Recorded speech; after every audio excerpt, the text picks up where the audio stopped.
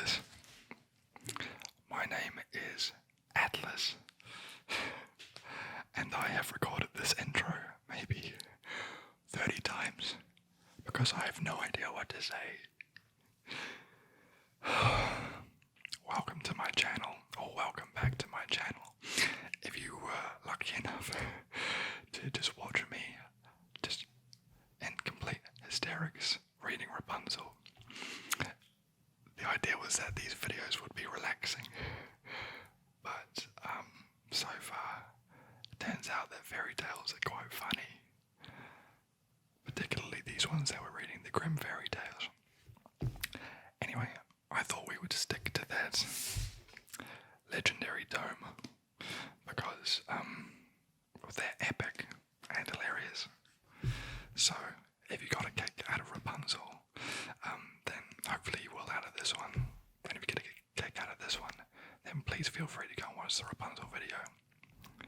Anyway, let's get reading. Today, I thought we would read Rumpelstiltskin, because why not? Alright, Rumpelstiltskin by the Brothers Grimm. Let's do it. Once there was a miller who was poor but had a beautiful daughter. Now, it happened that he had to go and speak to the king, and in order to make himself appear important to him, he said, "I have a daughter who can spin straw into gold." It's quite a bizarre lie, but anyway. The king said to the miller, "That is an art which pleases me quite well. If your daughter is as clever as you say, bring her tomorrow to my palace, and I will try what she can do." And when the girl was brought to him, he took her into a room which was quite full of straw, gave her a spinning wheel and a reel, and said, "Now set to work. If by tomorrow morning early you have not spun this straw into gold during the night, you must die." Massively high stakes already. Thereupon, he locked up the room and left her in it alone. So, there sat the poor miller's daughter, and for her life she could not tell what to do.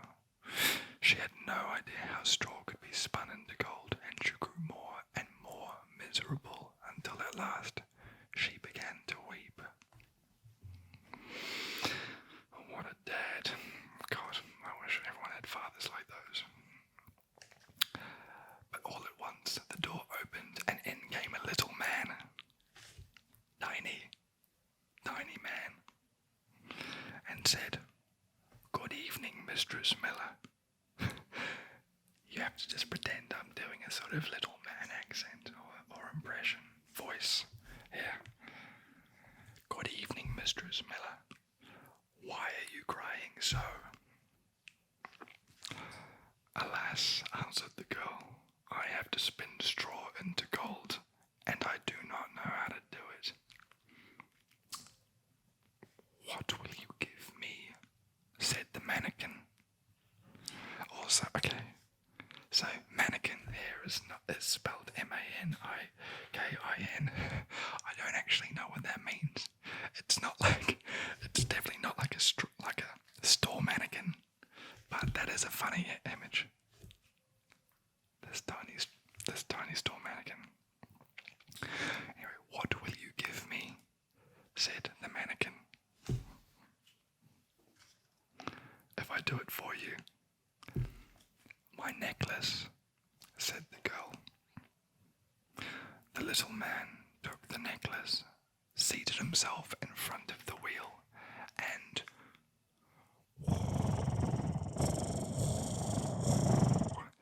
it says whir, whir, whir, and I don't really know what noise that is.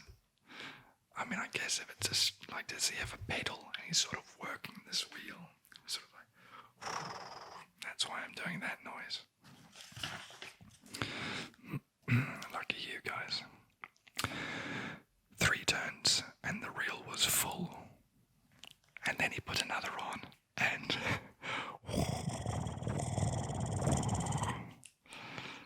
3 times round, and the second was full too. And so it went on until the morning, when all the straw was spun and the reels were full of gold. It's quite a superpower, really. Albeit quite a specific superpower. Why does it take him that long? Is that the one thing he can do? Anyway. By daybreak, the king was already there, and when he saw the gold, he was astonished and delighted, but his heart became only more greedy. He had the miller's daughter taken into another room full of straw. How many did they have? Which was much larger, and commanded her to spend that night also, if she valued her life. The girl knew not how to help herself, and was crying when the door opened again. And the little man appeared, and said, "What will you give me if I spin the straw into gold for you?" "The ring on my finger," answered the girl. The little man took the ring and began to turn the wheel once again, and by the morning had spun all of the straw into glittering gold. The king rejoiced beyond measure at the sight, but he still did not have gold enough, and he had the miller's daughter taken into a much larger room full of straw, and said, "You must spin this too in the course of the night, but if you succeed, you shall be my wife." Even if she be a miller's daughter, thought he, I could not find a richer wife in the whole world. When the girl was alone, the mannequin came again for the 3rd time and said, "What will you give me if I spin the straw for you this time also?" "I have nothing left I could give," answered the girl. "Then promise me, if you become queen, your first child." There seems to be a theme with these fairy tales. Watch the Rumpelstiltskin video. Not the Rumpelstiltskin video. Watch the Rapunzel video. The exact same thing happens. Are these just the same stories? Seemingly, so far. "Then promise me, if you should become queen, your first child." Also, why does he want someone else's kid? I guess because he's a mannequin and it's all just smooth down there. Who knows whether that will ever happen, thought the miller's daughter. They probably will. We've seen Rapunzel.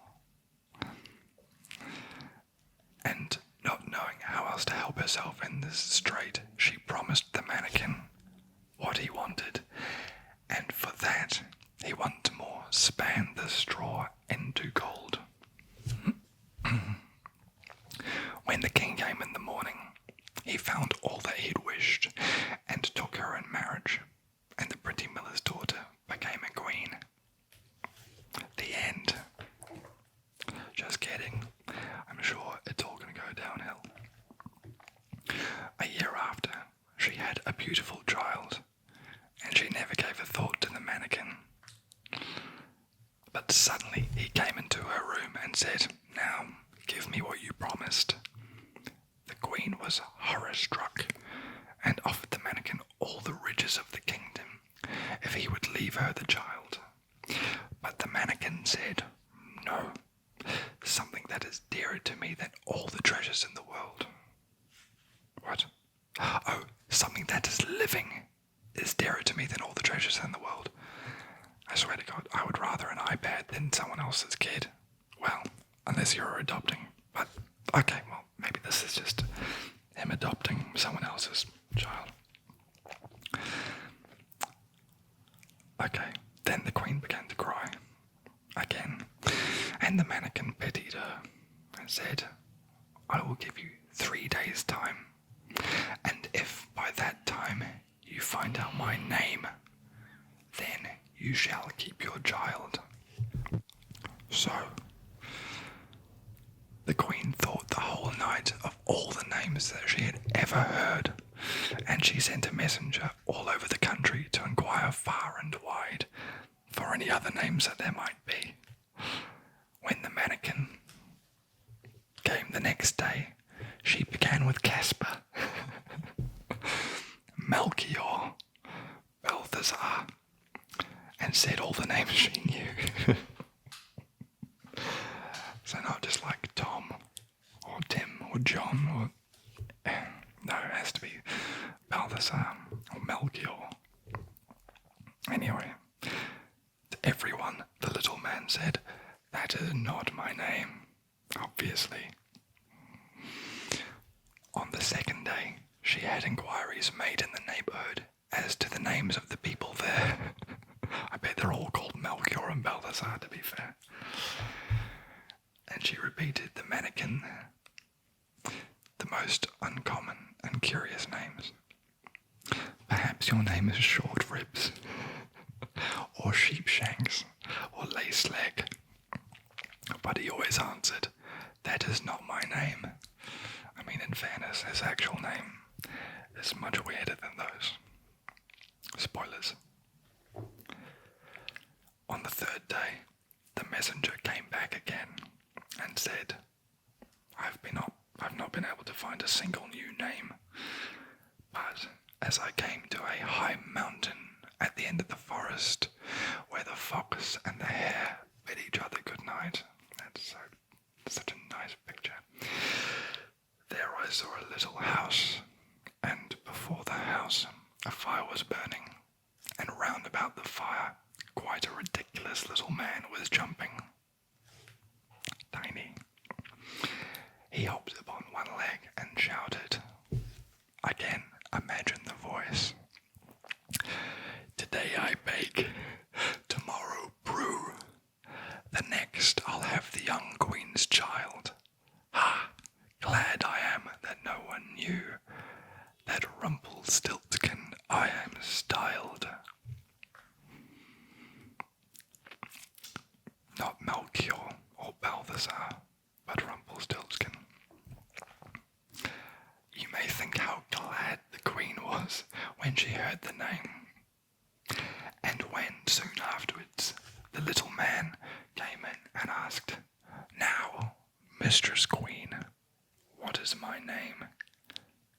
At first she said, Is your name Conrad? Ever the joker, our queen. No. Is your name Harry? No, it's not Harry. Perhaps your name is Rumpelstiltskin. The devil has told you that. The devil has told you that, cried the little man. And in his anger, he plunged his right foot so deep into the earth that his whole leg went in. And then, in his rage, he pulled at his left leg so hard with both his hands that he tore himself in two.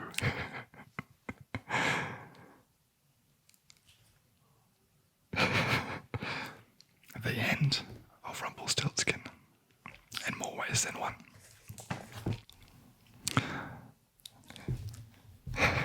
So it turns out he had more than one superpower. He could, 1, spin straw into gold, and 2, plant himself in the ground, and 2, 3, tear himself in half. What a bizarre little sorcerer mannequin type thing. Anyway, that was also really fun. I don't think I'm going to be short on content for a while. Anyway, if you enjoyed that, I did, please click the old subscribe button, and please feel free to check out Rapunzel as well. And yeah, I guess we'll do this again next week. Ciao for now. Ciao for now. was doing so well. That cannot be my sign off. Let's try that again. Thank you very much for watching, and see you next time. It's better than ciao for now. Ciao for now.